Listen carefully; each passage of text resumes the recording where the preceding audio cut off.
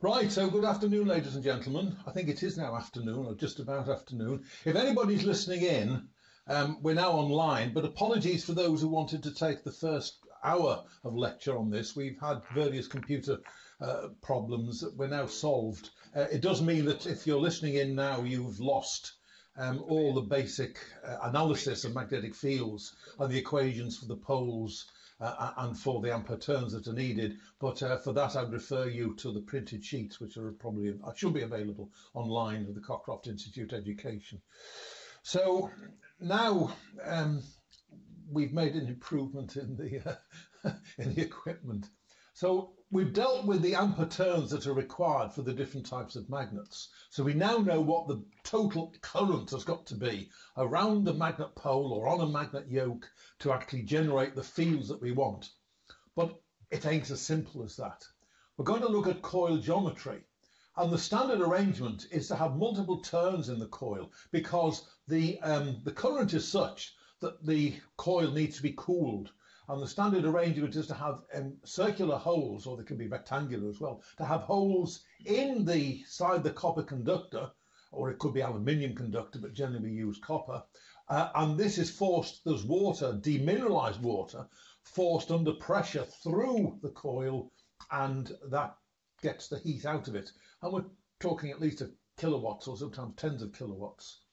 And we need to know what the heat is being generated in the coil, which is very simply I squared R, of course, but we come on to how we get the I squared integrated. But there are two indeterminate features here. One is the number of turns, and the other one is the actual cross-section of the copper, which we've not dealt with yet. I mean, you can have darn big coils, or you can have cross-sections, or you can have small cross-sections. Taking the same current, more heat goes in, but how do you decide this? Well, the optimization of the RMS value, the flux, the current density RMS is equal to Ni, the ampere turns, the RMS value, over the area of the copper. And we determine this from economic criteria.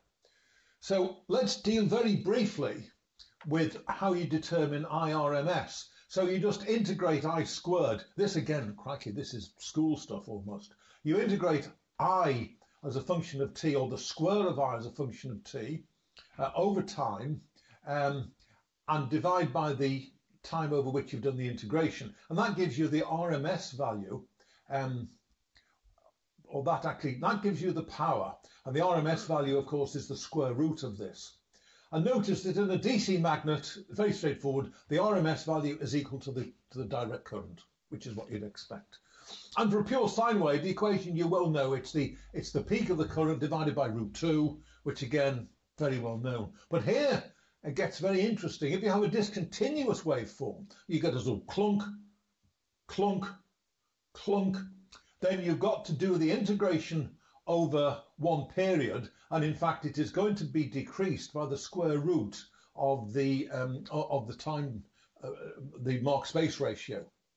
So you've got to carry out this integration in a number of cases. And here's the obvious case where we'll deal with this when we get into the power supplies, but quite often we shall have a biased sine wave in an accelerator, which is needed to inject a low energy beam at certainly a positive current, and then take this up to the peak, still the same polarity, as the accelerator accelerates the particles. So you've got a DC component and an AC component, and that could be a typical waveform in a booster synchrotron.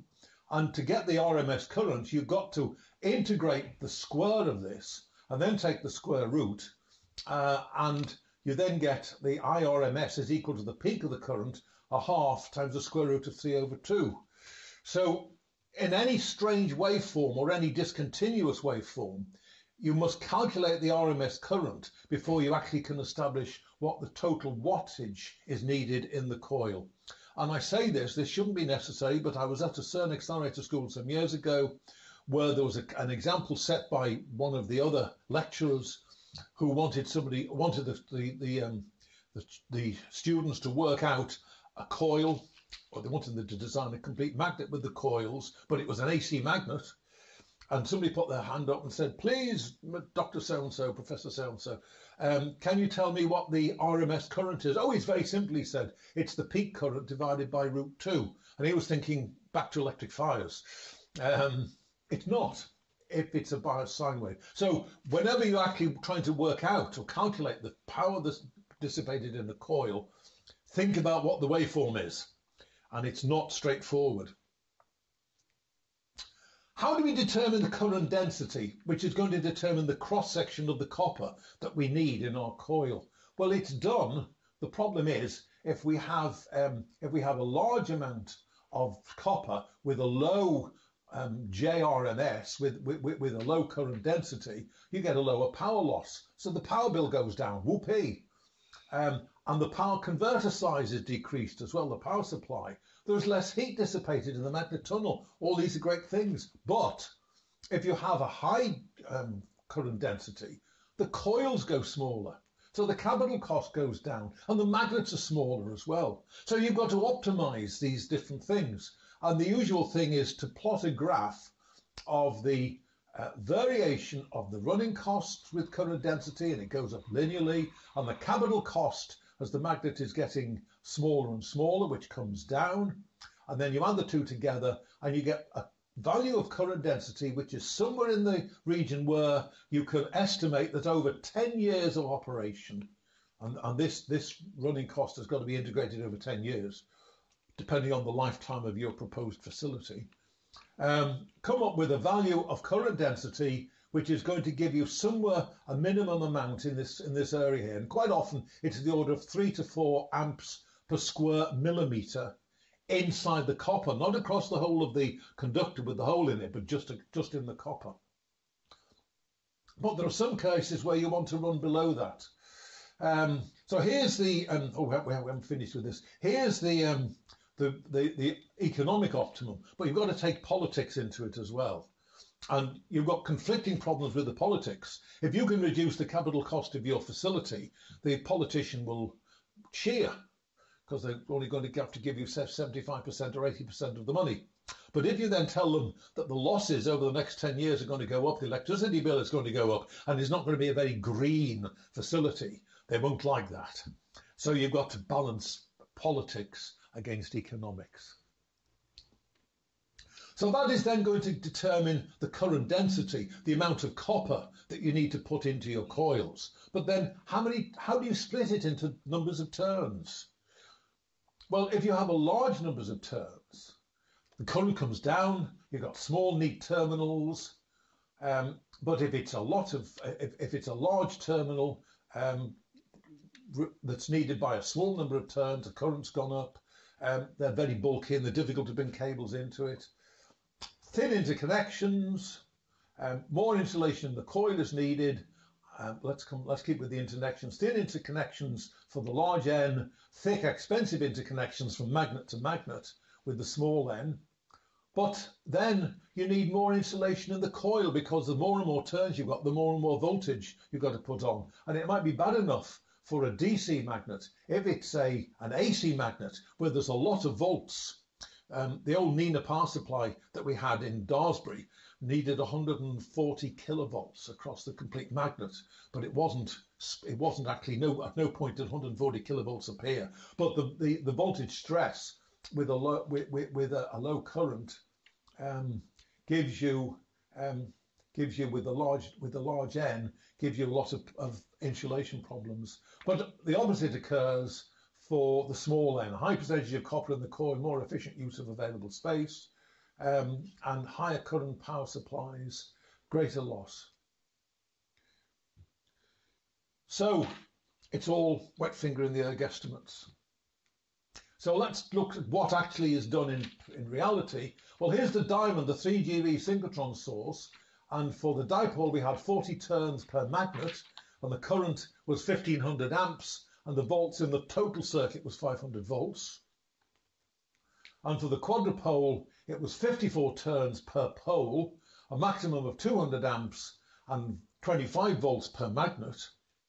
And for the sextupole, 48 turns, 100 amps and 25 volts per magnet. And it's very much a matter of talking sensibly with the electrical engineers as well, because power supply engineers don't like big currents, because the size of, even if the kilowatts, the total kilowatts, which is fixed because we fixed the J, the current density, even if the total kilowatt stays the same, if it's a high current, then their power supply gets bigger and bigger and bigger. And the power supply has always got diodes in it, and the diode drops about 0.8 of a volt, whatever the current is, when it's in the forward direction. So we've got more and more power going into those diodes. So it's very much a matter of looking globally across the whole of the facility to decide what the number of turns are. Now, this is the new thing about the use of permanent magnet materials, PMM, to generate fields. And as I said earlier on, this is the first time we've covered this topic in this lecture course. Now, let's get into what the difference is between remnant fields, residual fields, and the coercive force. The remnant field BR, that's the value of B at H equals 0 in the hysteresis loop. And the coercive force HC is the value here where the field is on the way down. But the residual field that you get in a magnet is what you get in the gap when the current is turned off. And it's neither of those things. If I equals 0, H dot ds equals 0. And so in the steel, you have this equation that the H in the steel multiplied by the length of the steel circuit times H in the gap over the length of the gap, the height of the gap, is equal to 0, because there's no current there. So the B in the gap is equal to this little thing, which is equal to that.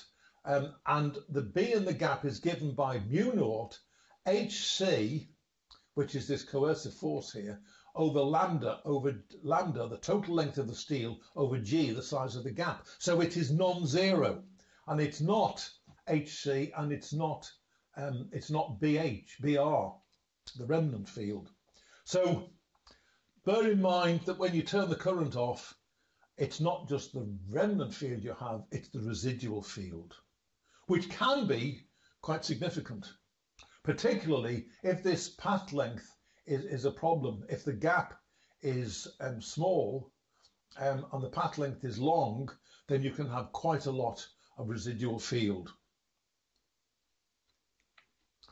So the presence of the gap, the residual field is, there's an S missing there, is determined by the coercive force HC and not the remnant flux density BR.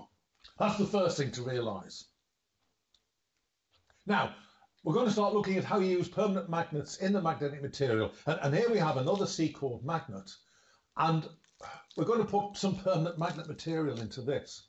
But we know that there's no external electric current. So again, I equals 0, H dot ds equals 0. B in the gap equals this thing from the previous page, where this is minus, because the field in the gap has got to be equal and opposite, or the integration of the field in the gap has got to be equal and opposite to the integration of the field H around the steel, or around the total magnetic circuit. So the PMM, the permanent magnet material, is negative, it's producing a negative H, so it is in the second quadrant of the BH loop. It's sitting over here, in this bit here. And we've drawn this up and magnified this. And here's the H equals 0 and the B equals 0 down here. And the permanent magnet material will be operating in this second quadrant. And there's a load line here, which is given by the ratio of the gap to the length in the steel, or the length in the permanent magnet, which determines where you're operating. The optimum B, notice here as well, if magnetic energy is given by B dot H, or it's given by a half B dot H, then in fact the magnetic energy is 0 there, and it's 0 there, but it's non-zero there. So there's an optimum value where the magnetic energy is maximum. There's a maximum supply capability of the permanent magnet material. The permanent magnet material is polarized. It's only magnetized in one direction. So you've got to get the amount of permanent magnet material right, and you've got to get the direction of the permanent magnet material right. This is from Vacuum Schmelz, who one of the principal suppliers of permanent magnet material. Here's the change of the energy density, which they don't put a half in front of it, they just call it B.H, over the life of permanent magnet materials. And here's the stuff that you use to put little adverts on your fridge door.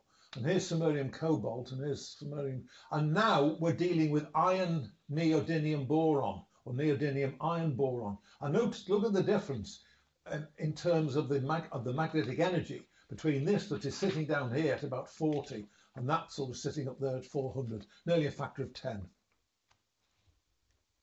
And here's the sort of graphs that you deal with when you're actually trying to do the job. For different types of magnetic material, here's the ferrite, here's the AMCO, which I think was the standard permanent magnet material 10, 20 years ago, or no, 20, 30 years ago. And here's now the more modern ones. And this is in the second quadrant. We've been working with CERN to develop quadrupoles for the next, possibly the next development at CERN, which they're looking at, it's called CLIC, which needs 42,000 quadrupoles in what's called the drive beam. Anybody heard of CLIC? Yes, some of you have. Well, it's got two beam lines. One is a high current, low energy beam line. The other one is the low current, high energy beam line that is going to produce the facility. And in fact, you've got many of these high current lines which are accelerated up to, I'm not sure how many GeV, just a 5 or 10 GeV or something like that. They go into an RF cavity. They deposit all their energy into the RF cavity, which is then transferred across into the main beamline, which sort of piggybacks and gets more and more acceleration. So here's the advantages of the PM quadrupole. Vastly reduced electric power, ecologically green, low operating costs, no cooling water needed, very low power in the air. The fact that they're about 10 times the price of coils at the moment. Well, I'm not sure about the 10, but they're darned expensive. How, however, do you vary the strength? It's all very well, you've got coils, you've got a nice power supply with a knob in the control room. But what do you do about a permanent magnet material? Well, you have to vary the geometry. The mechanical change in the PMM geometry. Problem, the pole position is fixed. You've got to keep the poles fixed. So you've got to vary somewhere else. The pole's got to be stable to about 20 micrometers. So what do you do about it? Well, poles and yoke fixed and the PM moves. And here's the outline of the work that we've done for CERN on a variable strength quadrupole. And this is at 100% strength. There's what the thing looks like. This is at 100% strength, and the green stuff is the permanent magnet, which is driving these quadrupoles. And then when it's retracted, most of the flux is going around here, and it's not going in. That's down to 58%. And Ben Shepherd and Norbert Kuhl and Colomb and Jim Clark and I have been working on this. And now I think we have, yes, here we have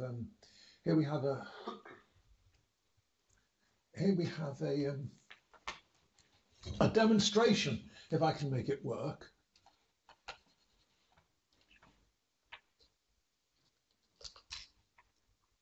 Are we going for time?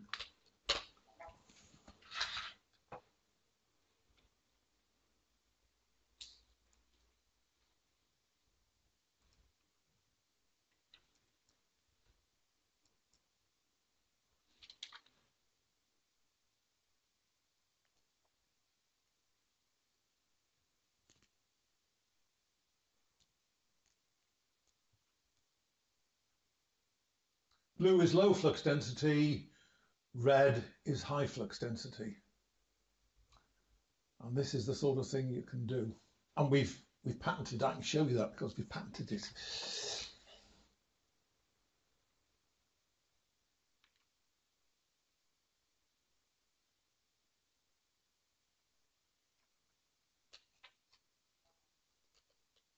Right. Well, that seemed to work, didn't it?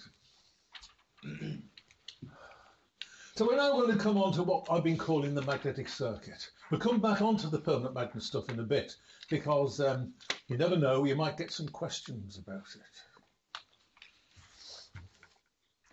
So here's typically the permeability of low silicon steel as a function of B, and of course the function of flux density. And notice that whilst this is called non-oriented steel, there is some orientation in that steel is rolled, comes out of the rolling, it comes out of the mill and is rolled.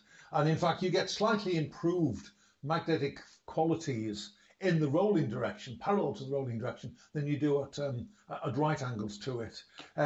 Later on, when we get into the second or the third lecture, I think, we go into a little bit more detail of the different types of steel.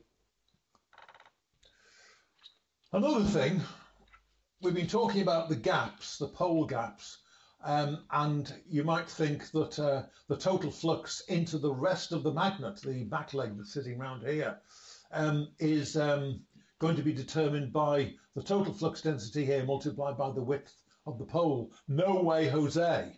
A lot of flux, depending on the position of the coils, a lot of flux comes round the side here and adds to the total flux density in the steel. So generally, as a rule, a very, very crude rule of thumb, we say that the total flux coming out of the gap is equal to the breadth of the gap plus 2G, where G is in fact the spacing here. So we're saying that 1G's worth of field is sitting out here and 1G's worth of field is sitting out here. So the width of the back leg is chosen to limit the flux density in the yoke and hence to maintain the high mu, because of course we've got to make sure that we don't get into this area here where the permeability is coming down to about 100. We want permeabilities up here 1,000 or pushing on to 3 or 4 or 5,000. So that's something that's got to be carefully considered if you ever get round to designing a magnet. The FEA codes that we're going to come on to give the value of the vector potential AZ and hence the values of total flux at any point in the diagrams, in the two-dimensional diagrams. So you've got that information available from the finite element codes as to what the total flux is. We're going to deal very briefly with the magnet geometry. We've already gone through the exercise of saying, right, here's a C-chord magnet, and there's the coils, and there's the poles. And we've already said that by chopping the poles in the right position, we can limit the number of error fields that are there. But that's not sufficient. What do? Well, we have to correct the pole shape at the very edges here in order to make adjustments, in order to compensate for the fact that this doesn't go on to infinity. And what we do is we put little bits of steel called shims at the end here, and that compensates for the fact that the pole does not extend any further out. We've already said that the C-core has got the disadvantages that pole shims are needed. It is asymmetric, but it's small, and it is less rigid. When the field goes on, the poles do pull together by perhaps 10, 20 microns, something like that, sufficient to be seen in the magnetic analysis. So there's the shim, a small piece of additional ferromagnetic material to compensate for the finite cutoff. They can be as small as 0.1, 0.2 of a millimetre in height. If it's a high field magnet, they'll be that sort of order. If it's a lower field magnet, it could be 0.3 or 0.4 of a millimetre, but they're small. There's a typical C-chord dipole, just to give you an idea what they look like. And this is the diamond dipole. And notice these sides here. We'll come on to what you do at the sides in a bit. Here's the coils as well, so you can see roughly where they're sitting. Now, an alternative type of structure is the H-core window frame magnet. This is the H-core magnet here. There's the beam in there. And now, instead of it being a C-core where you chop this off, you've now got another return yoke on the right-hand side as well. And so the advantage is it's symmetric and it's more rigid. If the gap were to close in a C-core magnet, it produces a bit of quadrupole field. On this, it's going to be much less, and it's not going to introduce any quadrupole field because this is pure symmetry around that center. It still needs the shims because we still haven't got away from the fact that it's chopped off there. And now it's getting to the point where there's access problems because you've got to get a vacuum vessel in there, and generally you've got to cut the magnet there and there and get a crane to lift it off and put the vacuum vessel in and drop the magnet, blah, blah, blah, and get it all right to 25 microns. So what's the other one? This is the window frame magnet. So here we just have a window frame, a letterbox if you like, of steel. And there's the beam in the middle, and here's the coils coming up each side. Now that's got big advantages. It produces a high quality field that I'll explain about in a minute. No pole shims are necessary. We'll see why in a minute. It's symmetric, it's rigid. There's major access problems. There's major problems with insulation thickness as well. We'll come on to that. And people say, what happens at the ends? You can't just bring these coils round at the end because they get in the way of the beam. What happens at the end? You've got to bend the coil up, run across the top and drop down and bend in on the other side. And they're called saddle coils. But why is this so much better than the other one? Well, look, if the conductor actually touches the steel, which you can't do so in reality, but if it were to touch the steel and there's a uniform current in the coil, never mind how many turns it's got a uniform current spread across here. So the H as a function of distance, amps per millimetre, a constant up here. So if H is uniform and vertical, that's the vertical face there, then B next to it must be vertical as well. And it must be uniform. So you have immediately a uniform flux density across the middle. You get a perfect dipole field. The problem is that copper carrying conductors with perhaps a couple 100 volts on them don't like touching pieces of steel. So you've got to put some insulation in, and so if you do that, then you get a decent field here, and it goes up as you get to the end here because the amps per millimetre are greater here than they are at this point here. So you can recess them as well, and that decreases close to the coil insulation. So the best compromise is to do something like this. But they give much better field distributions, even though you have to compromise. Let's come back to what you do with the PMM. You've still got to have a shim in the pole. But here now we've introduced, instead of it being steel all the way around, here's a lump of PMM sitting in the back leg, or you could go there or there, as long as it's in series. And the polarization vector is up here as well, so it's going to drive flux around there. And you've got to design the PMM, because remember, we talked about there being an optimum value of flux density and of field to give you the correct load line. If you have too much flux density in the PMM, then in fact you get no magnetic field from it. Or if you have very little flux density in the PMM, you get a lot of magnetic field from it. So you have to adjust. Well, here's a typical vacuum 745 with H equals minus 550 kiloamps and B equals 0.7 Tesla in the material. That would be roughly the optimum. That is amps per meter, kiloamps per meter. Powerful stuff, kiloamps per meter in the material. So you've got to work at about 0.7 Tesla. If it goes bigger than that, you're going to lose this H field value that is being generated. So what you have to do is you have to adjust the width of the permanent magnet material to keep the flux density at a maximum to about 0.7 of a Tesla. Probably better 0.6 of a Tesla. And then you adjust the height of the permanent magnet material in order to provide the necessary amps, kiloamps across the gap. So it's quite a rigmarole. It's quite a rigmarole in doing the design. You never know where you might meet it. And you've seen these diagrams as well. And there is roughly the optimum value of this 550 kiloamps down here and about 0.7 of a Tesla up there. Probably a bit less than 0.7 of a Tesla. We're dealing with magnetic circuits. Here's a quadrupole that went into the into diamond. And whilst you've always thought about a quadrupole as being completely circular in terms of the steel on the outside, it doesn't have to be. This quadrupole is going to have synchrotron radiation coming out of one side.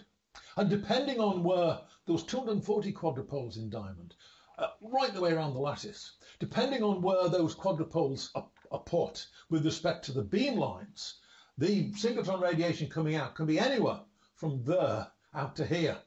So it was very clear that the quadrupoles had to be made with the facility to adjust the position of the component that holds them apart.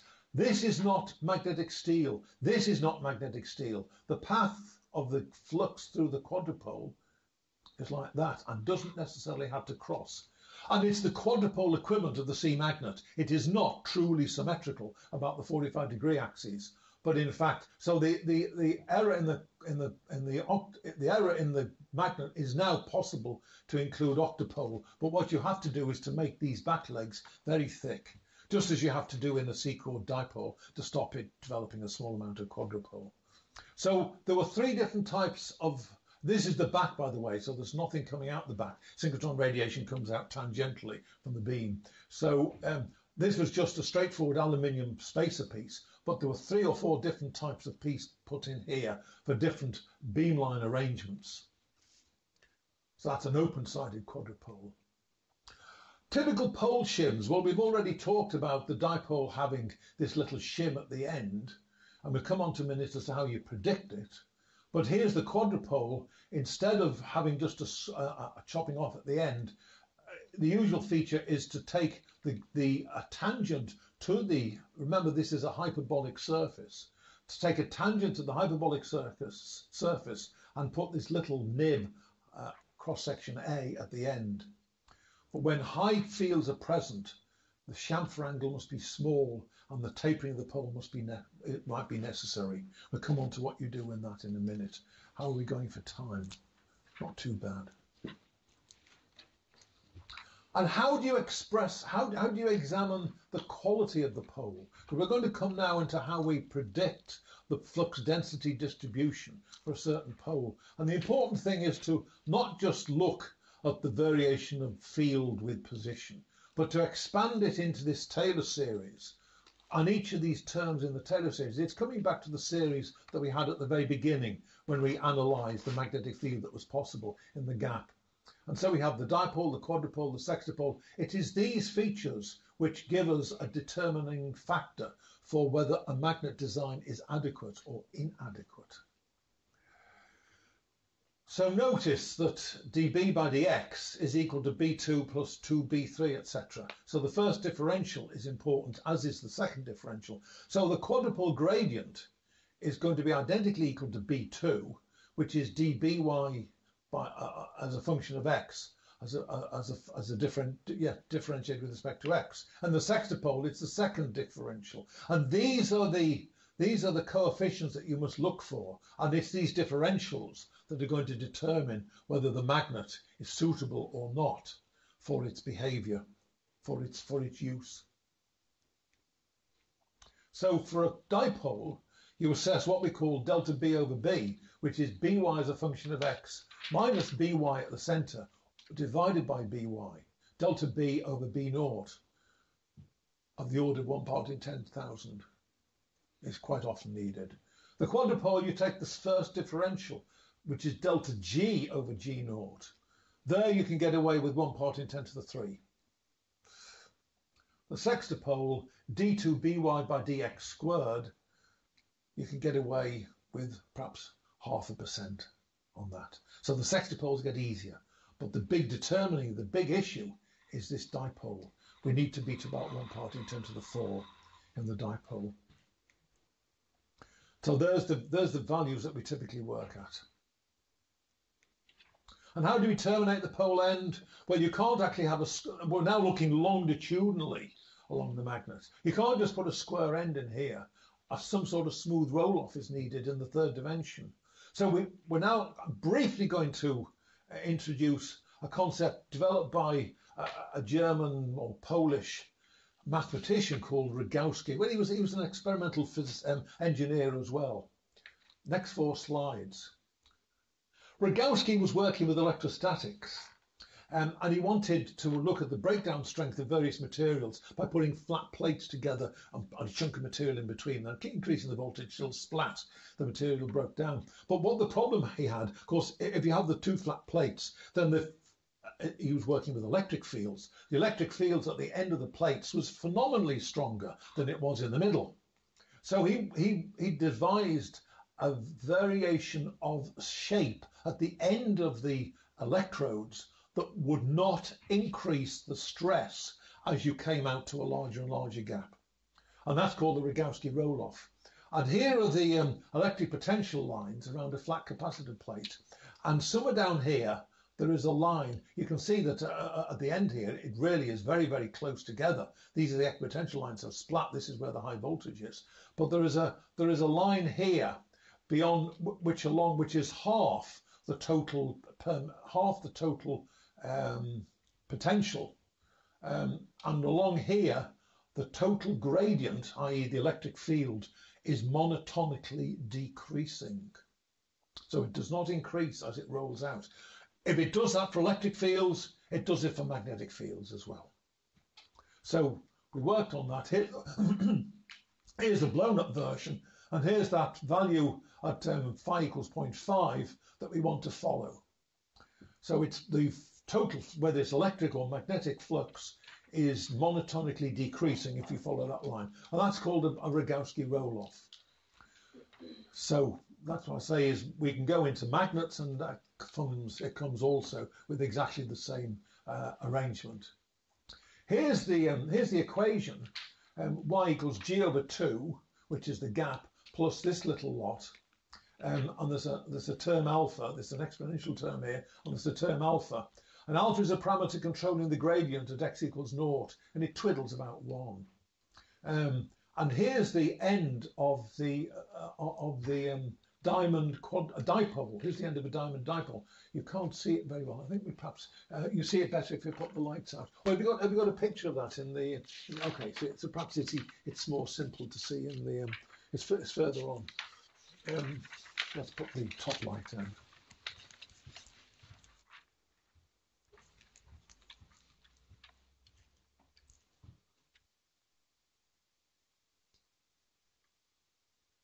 That might be a bit better. It looks as if there's a sharp corner here, but that's misleading because there's another Rogowski roll-off coming in the x direction, and this is in the z direction. So this is the sort of machining you need at the ends. Right, now we're going to finish off. We've still got a bit of time. We're going to finish off with the magnet design using the finite element analysis, and this should now complete the picture as to how you design the magnet. We've talked about the infinitely large poles. We've talked about truncating the infinitely large poles with the symmetry arrangement. We talked about putting little shims at the edge of the poles or the edge of the quadrupole. How do we now define or obtain the final design cross-section for the magnet? And it's using the finite element codes. The one we're going to fasten on is the one that's used largely throughout the whole of this laboratory. Vector Fields at Kidlington have developed a code called Opera 2D or Opera 3D. Anybody heard of those? No? Okay. Finite elements with variable triangular mesh. You all know what I mean by finite element code. Yeah? No? Yeah? Everybody happy? I hope it'll become obvious. Multiple iterations to simulate steel non-linearity. It doesn't just do one calculation. It adjusts, having done one calculation of the flux density across a whole model, then in fact it looks at the flux densities in the steel and adjusts the permeability in there and recomputes. And so that is including the non-linear behavior of the steel as a function of flux density. Extensive pre and post processors and compatible with many platforms with PC operating systems as well. So the technique for the user is to first of all define a geometry of the steel, of the copper conductors, of the currents, and also the space around it, because of course, as we've seen, the flux comes out of the magnet and occupies regions outside the magnet. And the code tells you what the flux density distributions are like, and you examine those, and then you adjust the geometry to improve the field quality. And it might take 3, 4, 5 iterations from the user, and each time the code is iterating with the non-linear arrangement as well. So there's lots of iterations there. When I was a lad, we had simpler codes than this, and you take your box of cards, punched cards, across to the central computer, and you put them in the queue, and you go back that afternoon, and you'd have fan paper of that thickness printed out, and you'd, oh, right, need to do this. So a week later, you might be getting into the right ballpark. This little lot in 2 dimensions executes in about 20 seconds. So you can do an awful lot of calculations in the day. Preprocessor. The model is set up in 2 dimensions if you're using the 2D. Using a GUI, graphic users interface, you define the steel, the coils, a backleg region which defines the physical extent of the magnet, the symmetry constraints, we've seen how important they are. You can define the permeability of the steel if you've got some special steel in mind, though the code does have an internal curve as well. And you then generate the mesh or you define the quality, the size of the mesh, and the code, of course, computes the values of field and flux density and all the rest of it at each apex of the triple-sided, of the triangular mesh. So here's the diamond synchrotron radiation source dipole. That's the one that you saw earlier on. Here's the coils. And in this case, because the steel is not really oriented to steel, but there is a slight difference in the magnetic properties for the flux running this way compared to the flux running that way. So it's 2 different types of steel here. And the first thing you do is, there is the mesh, as it's called, the triangular mesh. And notice it is very, very concentrated in the area where you're most interested in the gap. But it is less important out here. There's a blown up version of what is happening at the pole. Here's the flat region of the pole, and then there's this very slight bulge, and this is the shim, and I think it was about 0.3 of a millimetre. Then it comes to what's called the Rogowski roll-off at the edge here. Here's the coils over here. And at this point here, at 30 millimetres out and at 60 millimetres from the centre, notice this axis is very much reduced in size compared to this. You then can go into a linear runoff. Oh, here's a quadrupole model, but it's not a very good one. It's very symbolic with just the coils represented by triangles. That wouldn't be the reality of the situation.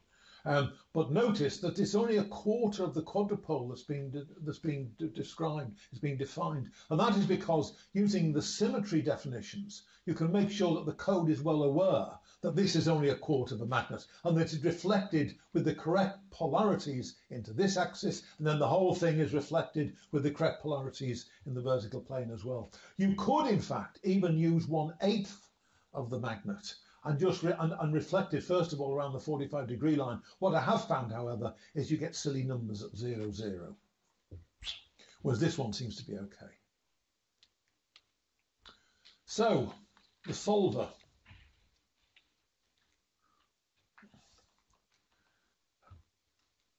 As I've already said, you can either have one single run where you've defined a constant permeability, or you can have the non-linear, which is much more sensible and tells you what it's like in reality. And the non-linear involves these iterations. So the post-processor now tells you, and it's the same graphics user interface. It shows you where the field lines are, it gives you graphs, it gives you contours, it gives you gradients, and it gives you a Fourier analysis of the harmonics around a predefined circle. So it tells you everything you need to know about what's happening in that magnet. So here's the diamond magnet, and here's the flux density as a function of x, and these are Well, that's 1 part in 10 to the 5. And here's 6 parts in 10 to the 5. So this is a very high quality magnet, which is good. We needed to have plus and minus 1 part in 10 to the 4 between minus 12 millimeters and plus 12 millimeters. Bear in mind the pole is about 5 times bigger than that.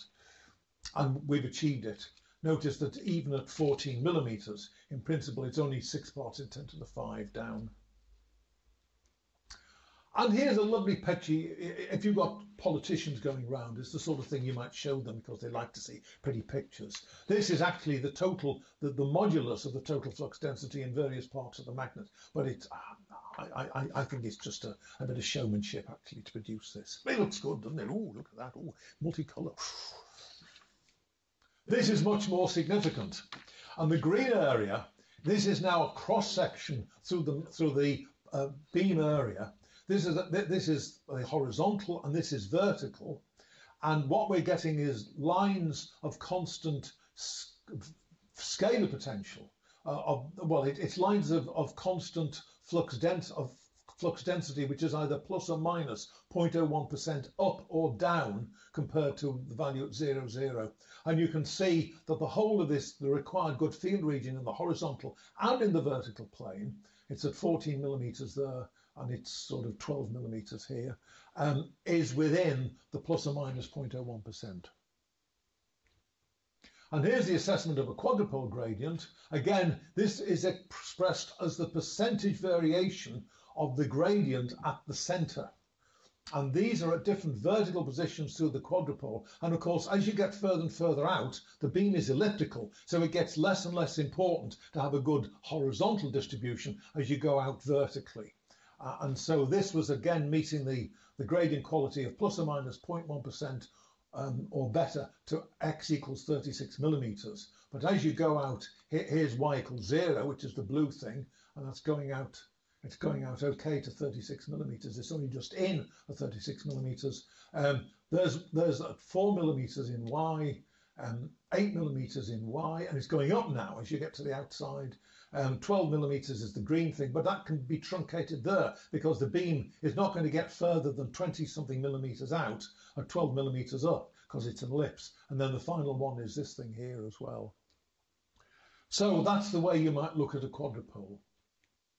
And here's we had a guy in the lab who did a 3-dimensional study of the diamond dipole.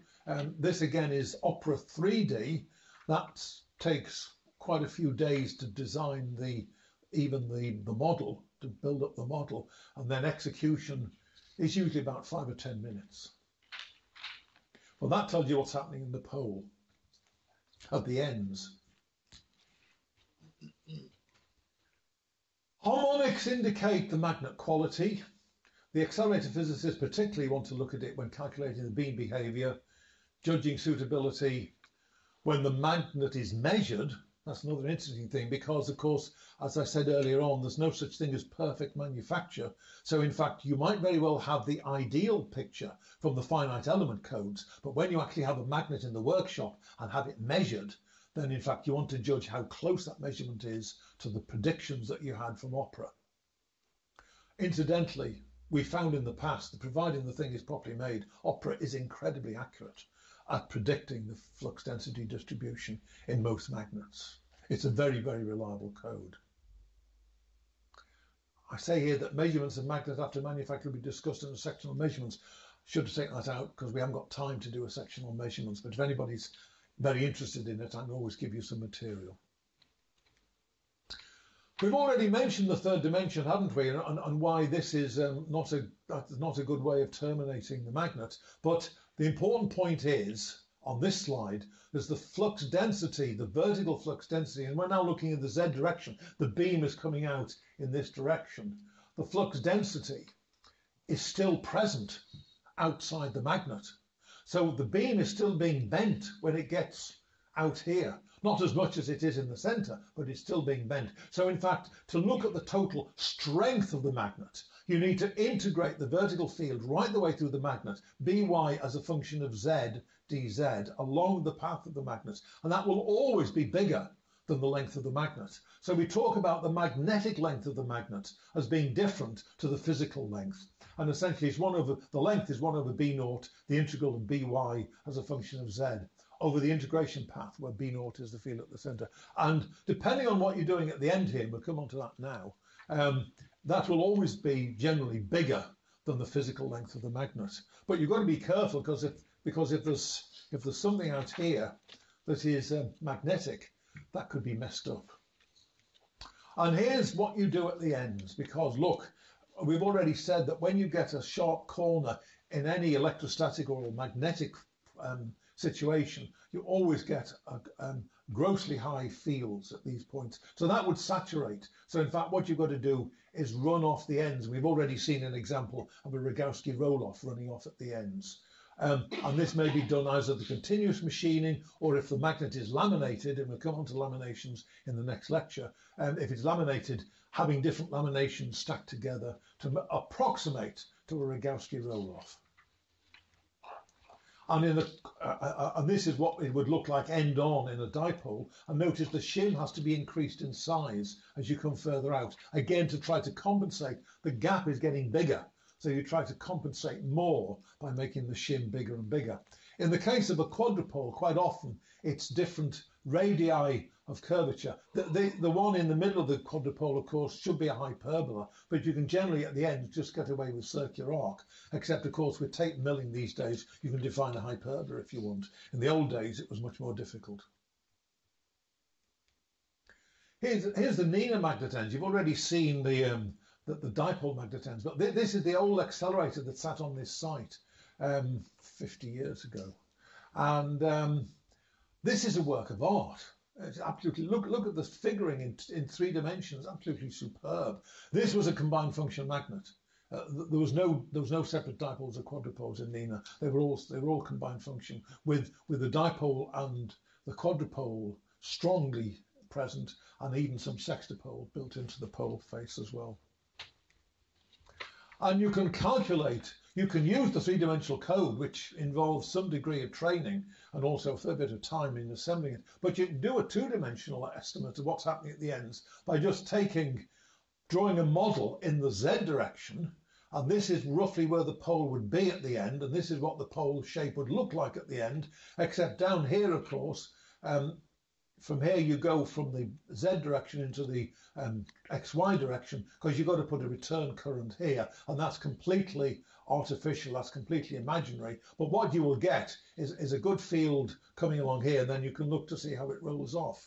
So providing the dB by dz is not too large, single slices in the transverse plane can be used to calculate the radial distribution as the gap increases. And this is quite a decent way of doing it, but it's not perfect. You can't do it with a quadrupole. So we finish up with some photographs. There's the end of the dipole in diamond, and you can just about see the roll off at the end here. And here's the big coil sitting around it. Here's the buzz bars coming into the coils. Here's stainless steel straps that are holding the coils on. You've already seen that. There perhaps is a better picture. You can see there's a roll off in the X direction, and there's also a roll off in the Z direction as well. There's the straps holding the coils down. Here's the end of the quadrupole. Here's the hyperbola of the 2 lower poles. There's another set of poles up here, and these are held together and aligned by using dowels to, again, an accuracy of a few tens of microns. And this, of course, is stainless steel. It's not mild steel. It's not magnetic steel. And these darn big bolts are stainless as well, which has got a permeability essentially of 1. And you can just about see the coils down here as well. And you can see that the end of the quadrupoles hasn't got a Rogowski roll-off. It's just got a simple slice through it. And my colleague Chris Bailey calculated the best slice to actually terminate the quadrupole. And what you want is roughly the same gradient strength as a function of radius as you go through the end. And I think the next, oh yes, there we are. There's a bit more. There you can see the coils around the poles, and here's the poles going back. Here's the hyperbola, and here's the end chamfering. And here's Chris's work, where he looked at the gradient as a function of the integrated gradient through the quadrupole as a function of different types of cut at the ends. And you can see this is the fractional deviation of the order of 0.1%, which is what we're looking for across the whole of the integrated gradient through the magnet. And eventually I think we chose this one here because it's giving us a good integrated gradient out beyond 30 millimeters. And there's only an error of about 0.005 at the most, out to about 35. And thanks to Chris Bailey, who did this work. And there's the end of the sextupole. And I don't know why the Dom poles are rusty. I think the engineers have not actually got their little oily rags ready in time. But of course, rust is still magnetic. But it shouldn't happen. And you can see now how the poles are held together. There's the 6 poles. The poles are held together again by big stainless steel straps at the end. And again, these are doweled to get them accurate to about 20 microns. And that, ladies and gentlemen, is it. So we've finished. 5 minutes to go before 1 o'clock. So sorry this has been so lengthy. We should have finished 10 minutes ago. But we seem to have overcome the problem